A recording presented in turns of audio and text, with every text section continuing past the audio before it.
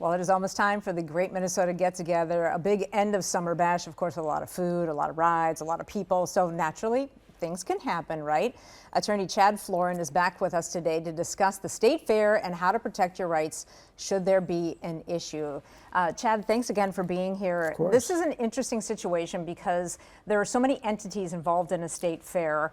And knowing who's responsible if you do get hurt at the state fair is important because there's governments, there's private vendors. The state fair itself is a unique entity. It is, and so for the purposes of the state fair itself, it's run by the Agricultural Society, all right? So we're just gonna call that a state entity, right? But then beyond that, within the state fair, you have private vendors, you have independent contractors, you have private ride operators. And so if something happens, one thing that you absolutely need to do is pinpoint exactly who is responsible at the end of the day. And that takes sometimes a good amount of investigation.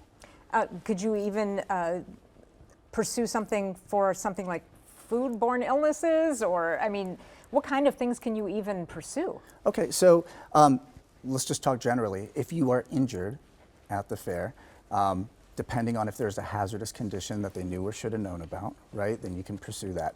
You asked specifically about foodborne illnesses because there's I know so much food there. There's so much food there, right? And I got to tell you, those claims are very difficult. And here's the reason why. If you're anything like me, you hit up every single stand when you're going through there, and then you're jumping on a roller coaster, jumping on the Gravitron, doing something, and maybe you feel sick. The best way that you can prove those types of cases, though, is you're going to need some laboratory tests at the end of the day, and then report it to the Minnesota Department of Health because they're going to be keeping track of any other reports.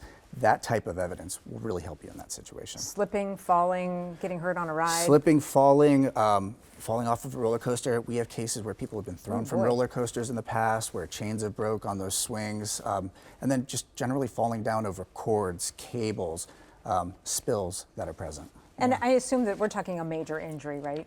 Like, well, or even minor injuries? But I want everybody to know this. Yeah. Every injury is important. Every injury is severe for you. And so don't ever think, I just don't think this is serious enough. Why don't you talk to somebody before you come to that conclusion? And maybe doing something about it is the right decision, maybe not. Are there deadlines that you have to meet?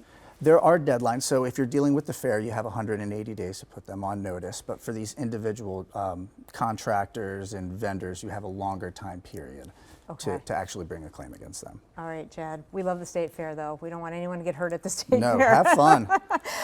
We appreciate all your information. We know it was a lot of information, so if you missed anything, just head to the 4 p.m. show page. You'll find that at care11.com, and you'll find this segment there.